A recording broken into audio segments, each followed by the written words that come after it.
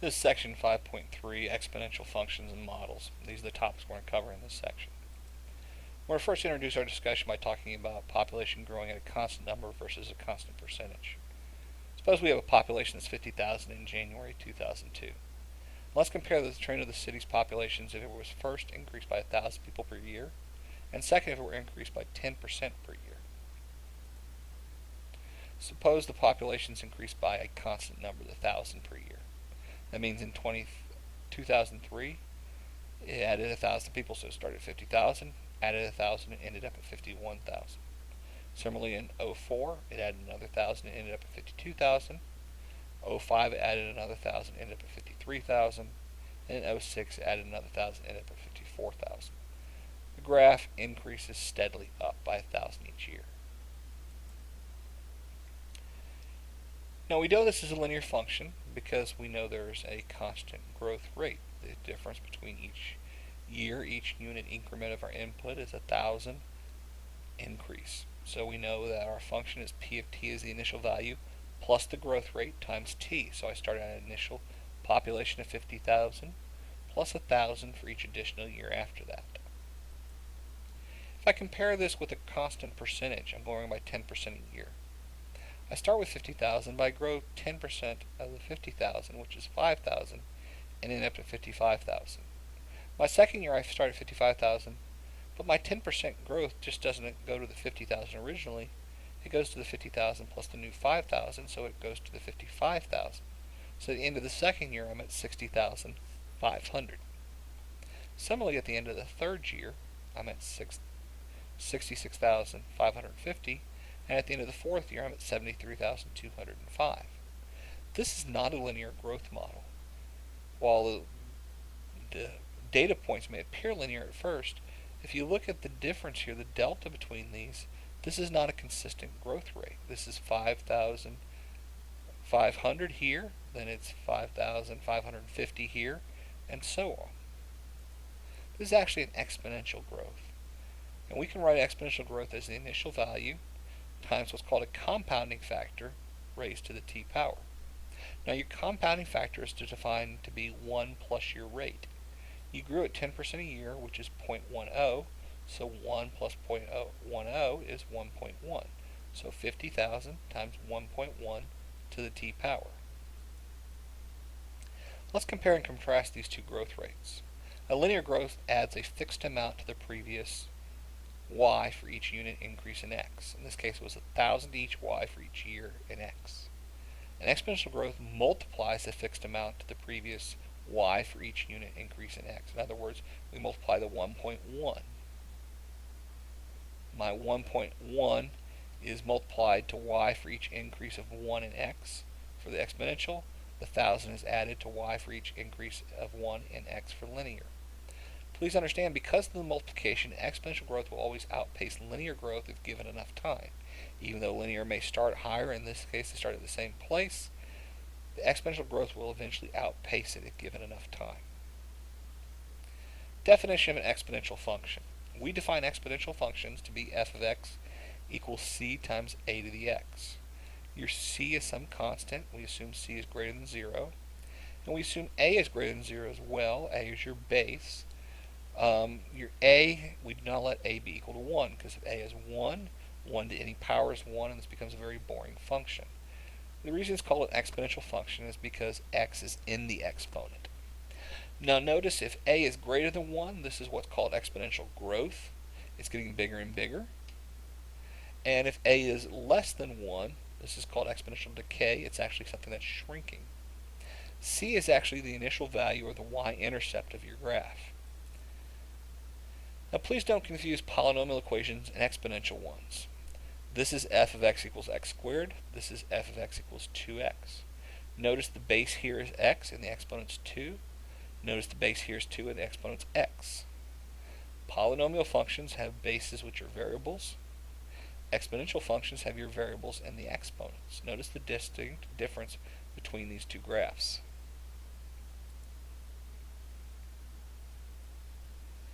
Alright, let's see if we can identify linear functions from exponential functions based on the table of their datas. Here's my data, the t and the p of t. We calculated this originally. The delta t in this case is 1 each time. From 1 to 0 is 1 year, from 2 to 1 is 1 year. The delta p of t is 1,000. 51,000 minus 50, 52,000 minus 51,000. So the delta p of t over the delta t is 1,000. It's constant each time. This is an example of a linear function. In fact, if you sat there and got all your data points, your linear functions would have slopes that are constant regardless of the pair of points that you picked. Now, exponential functions have constant ratios of consecutive y values. My ratios are one y value to the prior y value. The only caveat here is that the unit value in the t or the x has to be the same as well. In this case, my unit value increases 1 for each of these. Over here, notice the ratio, 55,000 over 50,000 is 1.1. 60,500 divided by 55,000 is 1.1. This is how we can identify linear functions from exponential functions when we're simply given the data tables. Is the following function linear or exponential? If we look at it, the unit values for x all increase by 1, so all we really need to do is focus on the y values. Notice the y values all decrease by 5. 4 to negative 1 is a decrease of 5. Negative 1 to negative 6 is a decrease of 5. So this is actually the difference in y. This is actually our slope too. Since this is increasing by 1, that's my delta x. My delta y is negative 5. Negative 5 over 1 is negative 5. So that's y equals mx plus b. This is negative 5 for m. And we know by definition your b is your y-intercept, or where x equals 0. And here's where x equals 0 at 0, negative 11. So this function is y equals negative 5x minus 11. Now, if I look at another example, is this linear exponential? This, again, your delta x is 1 all the way up. Your y, this grows by 4, then it grows by 12, then it grows by 20, so this is not linear.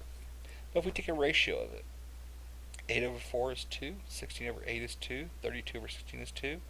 This is growing by a ratio or a factor of 2 each time. This 2 is the factor that goes in here for your a, your compounding factor. Remember we said c was your initial value. In other words, your initial value is where x is 0. So 0, 32. So 32 is c, a is 2. So y is 32 times 2 to the x power. Let's compare exponential growth versus exponential decay. Remember we said the only real difference is that the a has to be greater than 1 for growth, and the a has to be between 0 and 1 for decay. Now I'm going to choose 2 over here on the left-hand side for growth. I'm going to choose 1/2 over here on the right-hand side for decay. I also want to point something out real quick, okay? 1/2 can be written as 2 to the negative 1 power. So if I look at this function, I can write 4 times 1/2 to the x power as 4 times 2 to the negative x. So when you see something like this, these two are equivalent. So if I have a number between 0 and 1 and a positive x up here, it's decay. If I have a number greater than 1 with a negative x, it's also decay. Notice the domain of each is negative infinity to infinity because I can plug in any number I want. Notice the range is 0 to infinity. I don't include 0 because there is a horizontal asymptote at y equals 0 for both of these. And notice the y-intercept is at 0, 4 for each graph as well. The biggest difference is that growth increases left to right. Notice this slope of this line, or this graph, increases steadily left to right. Notice the slope of this graph decreases steadily left to right. So the function decreases from negative infinity to infinity. Why would we use exponential decay? Well, exponential decay is used a lot. The most common example is in radioactive dating. The time it takes for elements of an atom to decay into different elements is called the half-life of an element undergoing radioactive decay. The half-life of carbon-14 is 5,700 years. For example, if c grams of carbon-14 are present at time t equals 0 years, then after 5,700 years there will be c over 2, or approximately half the amount of grams of the carbon-14 present. Now we come up with a formula we can work out for half-lives. If a radioactive sample containing C units has a half-life of K years, then the amount remaining after X years is given by A of X equals C times 1/2 X over K. And again, we're talking about years here. We can change it if we're not dealing with years. Let's look at an example. Rituxan is used in chemotherapy and has a half-life of 76 hours for its initial dose. What percentage of Rituxan is left in the system after 10 days? Well, I'm going to use this formula, A of X equals C times 1/2 X over K. I don't know what C is because I'm not really told how much the initial dose was. But I am told that the length is 10 days, and my half-life was given in hours, so I'm going to change days to hours. So 10 days is equivalent to 240 hours. The half-life is 76 hours.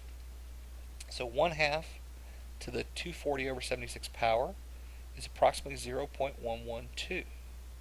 So if C grams is initially administered, then after 10 days, 0.112 times C remains, so 11.2% remains after 10 days. Let's talk about exponential growth as it applies to compound interest. Suppose we have $1,000 deposited into an account which pays 8% interest compounded annually. What's the balance in the account after 40 years if nothing else is deposited? This is a simple exponential growth model. P of t equals C times A to the t power. C is the initial value, so we have $10,000 in it. Your compounding factor is 1.08. Remember I said it was 1 plus the rate. So 1 plus 0.08 is 1.08 to the 40th power. So if I don't do anything after 40 years, I'm going to have $217,245.21 remaining in the account. Now, we don't often compound just annually. That is occasionally what happens. We have annual, which is 1 time per year, semi-annual, which is 2 times per year, quarterly 4 times per year, monthly 12 times per year, and daily 365 times per year. The general formula for compounding interest is A is the amount in the account equals P the principal times 1 plus R is your rate written as a decimal divided by N, which is the number of times per year you're compounding, to the NT power. N again is the number of times per year you're compounding, T is the number of years. So suppose 50,000 is deposited into the account, which pays 12% interest compounded monthly. What is the balance in the account after 30 years if nothing else is deposited? A equals P times 1 plus R over N to the NT. P is 50,000. 1 plus 0.12 divided by 12 to the 12 times 30 power. And this gives us $1,797,482.07. The biggest factors in here are time, and the interest rate is fairly significant at 12% per year. There's something called the natural exponential function, which is f of x equals e to the x. E is a base. E is kind of like pi. It never repeats itself. E is approximately 2.71828. I don't think the last 1828 is correct. I'm going to get rid of those. I apologize. I think I typed those in twice. You do not need to memorize E, okay? Because E is in your calculator. Okay, it's right above the LN button. So, if a principal of P dollars is deposited in an account paying an annual rate of interest R compounded continuously, this is the big key here. It's compounded continuously. If you see continuously, you should automatically think this formula. A equals P e to the RT. I call it my PERT formula because that's basically what it spells. Suppose 30,000 is deposited into an account which pays 10% interest compounded continuously. What is the balance in the account after 30 years if nothing else is deposited? A equals P e to the RT. P is 30,000. R is 0.10. T is 30. So at the end of 30 years, you will have $602,566.11.